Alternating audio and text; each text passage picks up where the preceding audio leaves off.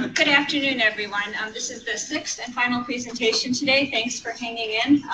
This is kind of why we need you here. So what I'm going to do is provide an overview of the Manufacturer's Perspectives project to date.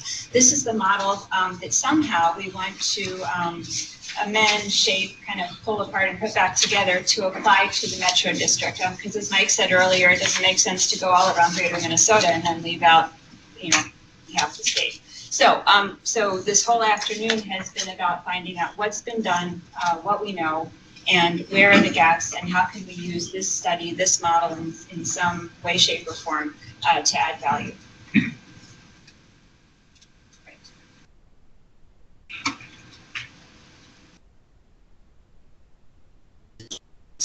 Okay. All right.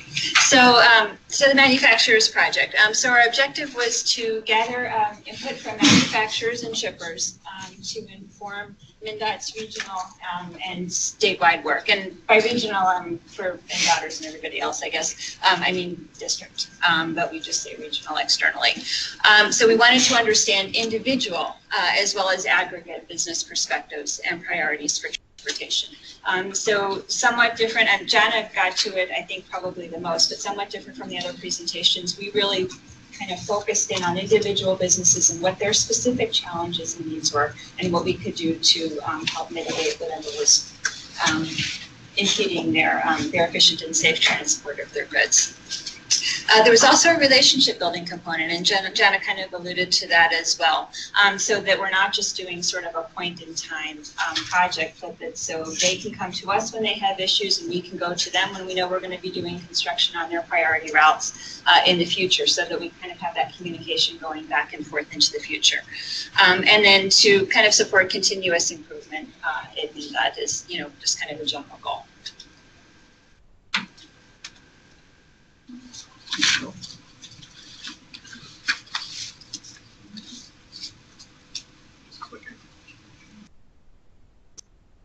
Oh, okay. All right. Thanks. So, so we've completed districts so far in districts 8, 4, and 2, kind of the western half of the state on these specific manufacturers projects. We're wrapping up the data analysis in District 1. The northeast region right now. We're kind of making our way around Greater Minnesota. But at this point, we'd like to start a Metro project to go concurrent to the rest of the Greater Minnesota projects. We've interviewed over 300 manufacturers and carriers and other businesses face-to-face, mostly with MnDOT staff, planners, and engineers who've been trained in the interview process, going out and gathering this input. And then also other partners with the University of Minnesota, Minnesota Management and Budget. DEEP has participated to some extent, and we've been working extensively with local economic development organizations to get these interviews completed. Okay. So, so what we're going in when we meet with the manufacturers, we're doing qualitative interviews, but they're extremely structured. They're focused on infrastructure, maintenance and operations, communications, policy, permitting, and safety. We get into very specific questions about pavement condition, pavement quality, and how it affects their shipping, the importance of shoulders, intersections, acceleration, pass lanes, etc. And then with maintenance and operations, mainly we're talking about construction and how they manage that or manage to navigate around that, as well as snow and ice operations. And here's some examples of some of the comments that we're getting in the interviews. I mean, we have probably thousands of discrete pieces of comments at this point, but here are some, kind of telling ones. So specific locations about where smooth pavement is a concern, usually as a result, usually because it's resulting in product damage in some way. Weather is by far our most consistent challenge, especially in Greater Minnesota. Well, here too as well, but certainly that came up a lot in the Northwest District. And then, kind of getting to federal policy with the driver's hours of service and the shortage of rest areas. So that's good for us to know as a department that that's affecting transportation of manufacturers' goods. So I don't want to spend too much time on the findings in Greater Minnesota because we're expecting that we're going to have different a different focus when we get to Metro, and I don't want to get too in the weeds of what we found here, but I want to give you, an example of some of the things that we found out that we wouldn't have known about had we not asked. So of course we would, expect to find out that if there's rough pavement, there's going to be product damage, and here are all of the different types of products, just a sampling of the types of products that are affected. Not only, fragile things, but perishable things and big, heavy things that if they're sort of dinged, they become, worth less and result in costs to the manufacturers. So we didn't know that, but then we also heard about truck and equipment damage and, the very real cost that is to the shippers and the carriers when our pavement gets too rough.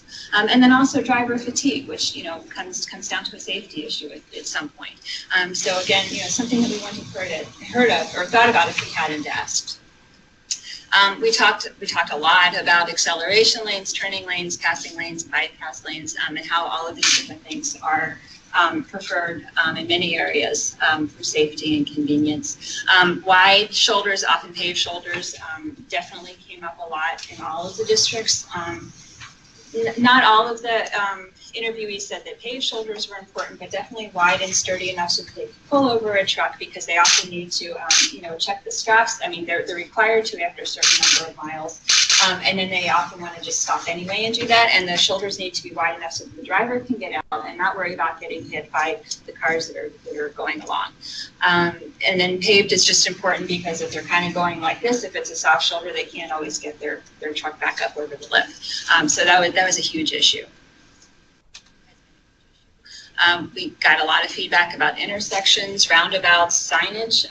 So signage, I guess I won't say anything's not expensive at MnDOT, but really signage matters a lot to folks, and I guess it's relatively one of the more inexpensive things that we can do to kind of help them out. We also talked about operations, particularly snow and ice operations. We got, requests to plow at different times. One of the things that we learned is that more and more manufacturing is happening kind of around the clock around the state. So they're operating 3 shifts. So they need snow and ice operations really around the clock as well, not only to get their goods out, but to get employees in and out safely. We talked about road construction and kind of and so we're getting a little bit closer into, okay, this is, sounding more like it's going to be applicable in Metro. What's important for them in terms of construction? They all know it's needed, they all appreciate it, but how can we best get them information and give them enough lead time so they can plan their alternative routes to get their stuff out. In greater Minnesota, in particular, where they're moving certain kinds of goods that can't go on all kinds of roads, either because it's over dimension or in some case because it's livestock, there are some specific issues around that. I don't know how much of that will be here in Metro, but again, good to talk with them about. I'm not even going to try to turn back. One of the comments that came up was that they would really appreciate more coordination between state and local construction projects. And, I've been in a lot of meetings where I've heard about all of the challenges to that, from getting the contractors in the right place at the right time. And so I know it's not an easy thing to do and everybody thinks about it, but to the extent that we, can do that to a greater extent, that would help them significantly. 511, there's pretty good penetration of 511. They appreciate it and use it. So we've been doing this study for the past 4 years, and we've made a lot of improvements to 511 over those years. And a lot of the feedback that we got on 511 has been passed on to that staff as well. So there's actually a truckers page now that they, some of them go to, some of them just use the regular 511. Other findings, as David mentioned, transit is an issue. Getting employees to the facilities is an issue, particularly in greater Minnesota. So, transit is needed to align with shift start and end times. Congestion came up. I think Jana raised that as an issue. Well, yeah, everybody's raising it as an issue in Metro, but particularly during shift changes and also keeping in mind school start and end times. I don't know how much of an issue that would be here. We talked to manufacturers about intermodal and different uses for air transportation, so not only for goods and services, but for people. So what has all of this 4 years worth of work and primary project resulted in? One of the first is, okay, is that there's been a confirmation that MnDOT's planning processes actually are, not actually, like I'm surprised, but they're working to a great extent. That is, many of the specific feedback items that we have are already in the district's STIPs or CHIPs somewhere. So we can go back to a manufacturer and say, you told us you have this problem. We already have it planned to be addressed, in year 20X. I don't know of any examples where we've been able to move it up, but we can go to them and say when it will be resolved. And so that's been terrific. And then there have been specific changes that we've been able to make. For example, in D8, they changed the construction kind of planning process so that shippers would have more lead time to figure out alternative routes, and that was partly due to the livestock issue there and the limitations on moving livestock. We've added businesses to our media distribution list, so they're not waiting to get the news from a secondary source. They're getting the email blasts as our packs them out to news outlets. So they're getting them at the same time. And then, as I said, their feedback has contributed to improvements in 511, also permitting, and we're looking at doing different kinds of analysis on pavement quality, and then also, it's not up here, but also crash data analysis in District 1. Oh, it's just not working. Got more results. Hang in. Okay. All right, business specific. So here are just some examples of some, again, a lot of the presentations that we've heard already are like, terrific. Oh, sorry, I didn't mean to sound like that person. Anyway, they've been high level and really good. What we got is very, again, business specific information that we could respond to. So putting in a pedestrian crosswalk because of a safety issue, putting right turn lanes into facilities to improve safety and efficiency. Coordinating plowing schedules. Here's one example, but there have been others in other districts.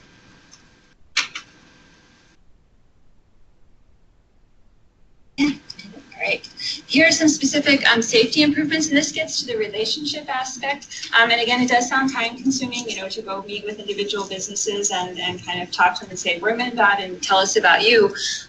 But, for example, in District 8, the district staff were able to go to businesses that use truck LA 23 and ask them specifically where it would work best to put bypass lanes. To allow safer passing. So we could go to those specific manufacturers and say, where is it best to put these, because we have an idea about it, but we wanted to either get confirmation or get new information from them. In District 2 in Northwest Minnesota, staff there as a result of the study, because this was a finding that kept coming up. There are lots of curves in Northwest Minnesota. Identified 17 locations to just put in reflective signs around the curves, and having driven in the district, and seeing them up there, that's really cool. To improve safety not only for the businesses and the trucks, but for everybody who drives those roads. And as I said, D1 is looking kind of at how crash data is analyzed, because we're getting a lot of feedback on crashes at intersections that haven't been kind of coded as such when the State Patrol enters in the data. So the thinking is we need to just draw a wider radius around the intersection and say that this crash is a result of something going on at the intersection, even though it's not happening at the intersection specifically. So that's something that D1 staff is looking into further. Okay. So we have found the Manufacturer's Perspectives Project. We found that relatively low-cost changes can have significant impact on particular individual business costs, all while improving, district transportation for everybody. The business preferences can vary depending on where they are and what they do. It can be a low-cost method to optimize freight movement, and then it connects our planning and budgeting to business and community needs. So implications for the Metro project, and really this is just a start, and we could do like 10 slides on this, but I want to get the conversation going. So one of my big questions is, and it sounds like we've heard about some of it from the work that Jan has done, although hers was more specific too, right, to that particular corridor, but maybe also some of what was done in Jason's study. Are we going to hear about the same kind of high value, low cost opportunities that we've heard about in greater Minnesota. Where congestion is such an issue here, and Lisa's talking about, no, we've kind of gotten the low-hanging fruit already. We've got to do the big stuff, and we really want to work with you on that. The question is, are we going to find enough of these things to make this worth doing, honestly? So that's a question I guess I have for the group. For scoping, one of the questions was, do we look at manufacturers only or also distributors, since distributing is such a large industry cluster here, and since it takes up room on the roadways and they've got to get around too. I didn't go into all of the reasons why we focused on manufacturers. Basically, it's because it's bringing resources into greater Minnesota. So maybe less of an issue in Metro. So then how we scope that in terms of who we talk to is a question. Sampling. So that was anyway. So with sampling, what we're going to need to look at, because there are about 2,500 manufacturers, the way Lean Munich kind of did the analysis. With over 10 employees. With over 10 employees. Yes, thank you. So, obviously we're not going to be able to interview 2,500 unless we take a whole bunch of time and a whole bunch of staff. So we're going to need to do some sort of sampling. So we'll look at size and we'll look at type of industry. But what does that look like and what should the criteria be? And then location. So Jana was talking about the benefits of, going by corridor. We were thinking maybe going by area, because then we could work with a particular area manager. So that's an issue. And then, again, what else? Well, that's what I got. Great. First of all, any questions of clarity on anything Donna has talked about? Just questions. Just a comment. Sure. And Donna, I know we've talked about this, and I've used it as an example before, where you, in the earlier studies, we talked about the Southwest Minnesota area, where you actually went out and talked with FedEx ops managers, couriers, drivers, and these are people, and I say FedEx because I'm familiar with the company, but it could be UPS, it could be a variety of companies. These are drivers that are on these roads and highways every day. They know where the challenges are. And I know in very specific cases, I've gotten the feedback, changes were made, improvements were made. So here you are, a driver or a courier that gave input that resulted in the state of Minnesota making changes. That's a big deal. And so I really commend that. And I think where there's the opportunities to do things like that, you'll get people that'll stand up and say, whoa, okay, well then my voice really does count. So well done. Thank you. Thank you. Great. Yes. Comment here, then over here. Go ahead, sir. First of all, thank you for not showing the pigs. When they I don't want you to talk about it. But as Bill was saying, it is a game of inches, because once we make a improvement and we look at the operation of a truck, I think I'm going back to the NCHRP study where 4 to 14 cents of every product cost is transportation. Huh? So if you look at it, and if you can save on tires, braking, and all those operational things, which these studies really facilitate, there's a lot of cost savings in that. And if we can get that message over to more people, I think we'll get some more enthusiasm going forward. Yes, thank you. Okay. Question here, comment here. Yeah, two things. On the question of geographic distribution of the interviews, I think you've uncovered a wealth of collaborating detail here. Met Council's truck corridor study, Hennepin County's freight study, the corridors 65 and 13, two of the heaviest corridors that have a lot of manufacturing on them, very critical to the region, and just other corridors. Where the congestion is showing up, where the truck traffic is showing up, should, in my mind, be an important part of locating those besides cluster analysis. Okay. Cluster analysis tells you where the money is and where the important business is, but that corridor and that truck flow is just as important in locating who you're interviewing. Okay. And keep the size of the interview, cross-section down, obviously.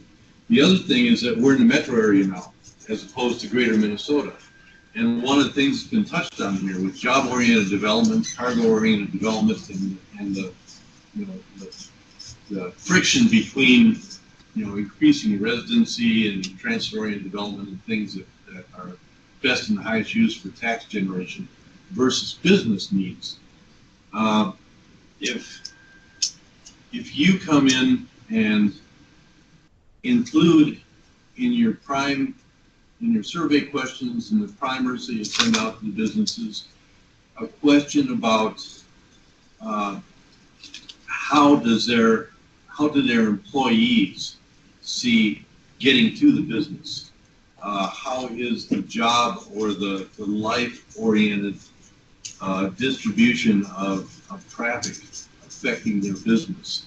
Because we can see as congestion increases, trucks are slowing down. It's been cited a couple times today, and reliability goes down, and truck fleets need to increase the number of drivers and everything. So we can see it on the truck side, but what happens also to the same businesses that you have in there? And I echo what Bill Goins said. What we did in some of the businesses, and what the businesses did extemporaneously as we went into interview them, bringing in employees and drivers and getting their perspective is really critical here in the metro, because we need to know the company's entire perspective, not just on how the trucks and the cargo are moving, but how are their employees getting to work and what other issues. That's one of the huge scoping questions too, and I want to get Steve's input on this because I don't want to duplicate anything that council has done and what we already know about how people are getting moved. I definitely don't want to spend time gathering information that is duplicative and then it's just sort of admiring the problem. It's like, oh, people are having trouble commuting. Because we're not going to be able to make major changes until we get major funding. Yeah, and I wouldn't suggest making that a major focus of this, but adding it in is one of the questions. Okay. One of the things we touched on. To see maybe the depth of impact with that particular business. Exactly. Okay, very good. Okay, a comment in the back, and then Lee. Go ahead, sir. So, a couple of comments, observations perhaps, and then maybe a suggestion. Clearly we're not going to interview every manufacturer in the metro area. Slope, I guess, somewhat manageable. First, and Dave seems to be making the connection with the truck study and Bill's suggestion about looking at the corridors. What occurs to me is that maybe the manufacturer's perspective should be on selected high priority corridors in the region so that we've got something that's manageable, that we can do that's repeatable. When you look at what Lisa presented and what Jana presented, I mean, I work a lot on studies, that's my job, yes. And we're getting a lot of pushback that we do a lot of regional system type studies, and we're not doing enough at the corridor level. Okay. And so that's something to think about. One other comment I would make is that regarding these lower cost, high benefit projects, Metro District is pretty well versed in that. In fact, we're the ones that think that do most of that type of work. And we have something called a congestion management safety plan. Mm-hmm. And so at the risk of, we want to know what the manufacturers are thinking. I think that's great. But recognize that we already have invested a lot of time. In fact, we're right now doing our fourth update of that effort. And I don't think we want to have a scope of work that's going to be redundant in that regard. And like I said, it's not specific to necessarily trade, but we look at that and we look at all traffic, and it's oftentimes the case with benefits, commercial traffic, the overall vehicular traffic is more costs. Sure. So, and I want to get, I don't want to go too deep on this now, but so when you're gathering information that informs the CSMP, does it involve data collection kind of at the individual business level, or are you looking at kind of higher level data? We're looking at the MnDOT roadway system and specifically problem locations in terms of safety. Okay. So, Mike was on this, and those are all really good points. I understand that's the kind of we don't want the scope to be so big, and that's going to be one of the challenges. And so part of this, when you say do a corridor, what's tough is what's going to be the businesses, the ones that are just connected to the corridor, because we listen out in D4, and it was very interesting where a lot of the comments that were coming out of there were manufacturers that had trucking firms that staged out in Detroit Lakes to get through the cities through a corridor at a certain time. So when you said a corridor, are you gonna go all the way out to Detroit Lakes? Because that corridor was really businesses that were way out there or off, so it's gonna be a challenge. So part of it can be more on these businesses, more statistical. I mean, when you got a lot, what you can start to do is use statistical sampling to try to get out what you're gonna need. If you're only gonna do 10 interviews, instead of picking one, you can use put them in there and statistically grab one. If you're gonna do 20 interviews, do statistics again to help next time you go around. Statistically do it again, and then you have some of the companies. So statistics is one. The other side, where the manufacturer's perspective, what we've learned is we do a lot of things that are quantitative. We do a lot of things by numbers. The manufacturers was really trying to get to the interview to get to the qualitative. It's getting to the stuff that it's the human side that we were doing because we're good at quantitative. But that's what we're trying to get. This isn't a freight study per se of the manufacturers. It is a manufacturer study to hear them because they're the ones that you're saying about, when you talk with them and they hear the results. So again, so Metro, as I've been talking is, we need to kind of think about how much time we're going to invest. So like if the other districts get 100 interviews, by the way, they always put in saying they're only going to do this many. But by the time they got going, it was always more because the people wanted to. People wanted to. The maintenance engineer or maintenance folks that were there out interviewing everybody, they were actually liking it. So Metro, what you got to do is say, okay, given our time constraints, how many can we do? And then now we start to say, how do you tap into it? Because again, this isn't just about trucks and the freight, it's the manufacturers, by the way, it just happens to have a strong point. So just having that think about it. Go ahead, finish up. Go ahead. I was gonna say, Finish up the one conversation. that I just love, and that's, I think that we can get at that, the 49462 study that we're doing in order to invest in patient information to help figure out, within an important corridor like 62 and 494, where is this traffic coming from? It isn't all necessarily a corridor, all mediated these days. Kind of figure out without people knowing where the things are.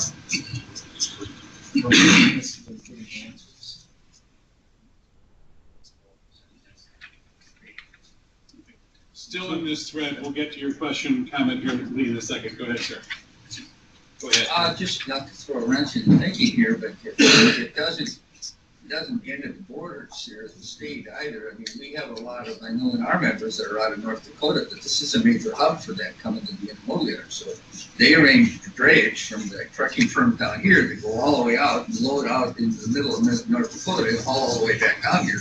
Get put on the train that goes right by, they probably look at it sometimes, go right by and again to the P&W. We've fought forever to try to get the system to do stuff in the middle of North Dakota again, which we've not had much success on. But there's a lot of that. Our people talk about issues and how do we deal with down here. I can tell you this, we haven't touched on it here yet, but the truck weights issue is becoming bigger in many and more states are doing more stuff on that sort of thing. There is recognition out here that, with added wheels under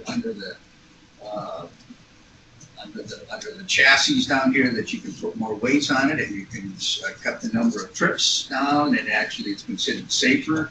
The bridge quality is somewhat of an issue yet, so when you look at corridors around here, especially the prime corridors on the freeways, you really got to look at that issue because it may be coming here, even though it may be anathema to everybody now.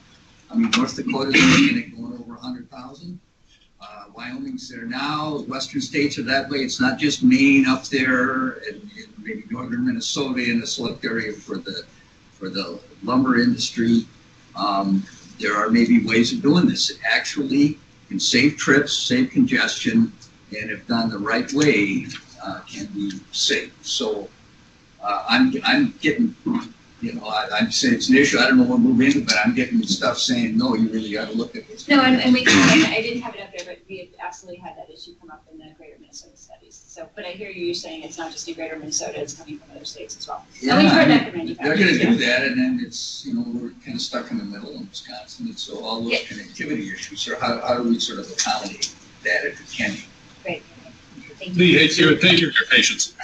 So, first of all, I think that you can do both sort of, it's not either or in terms of cluster versus corridor, although, you need to sort of, because when you're in the districts we did in greater Minnesota, we could basically invite all the manufacturers who had over 10 employees, and we got half of them to come, and that was just about right, so we get a very high turnaround because manufacturers do want to talk to MnDOT. They do have issues, and so it's usually you don't get that high a percentage from a business survey, and also because the district engineers are sponsoring these, so there's a lot of interest from the manufacturers. Now, getting their perspectives and getting, finding out what their issues are is, I think, an important part of it. And there may be common interests across manufacturers, but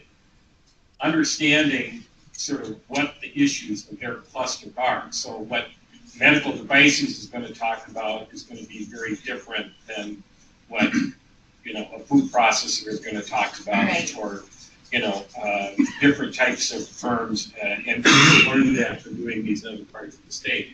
The other thing is that, you could draw a sample of that covers different clusters. So, for example, one of the clusters that's very important that's almost kind of hidden, people don't talk a lot about, but are two of them: metal manufacturing, which is kind of a supplying industry to other industries in the region, but there are a lot of companies, particularly in the Anoka, northern Hennepin County, electrical equipment, analytical instruments, and things like that. Now, there may be things that they have in common with other manufacturers, but there are also some very specific things that relate to their industry. And because we have such a diverse economy in Minnesota and in the metro area, we're dealing with, high weight, low value, lots of movement. We're dealing with animal products. We're dealing with live and dead animals. We're dealing with, and so I think that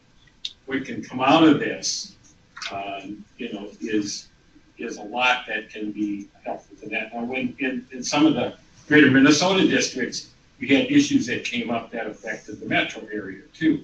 But they were being affected by the metro area. That they were shipping things through the metro area, and they were concerned about, how they get, to rail products or get to rail sightings and that sort of thing. And so, not all of the issues are going to be, some of the issues are going to come from firms outside of the metro area, but when you do those other districts, you'll learn more about those.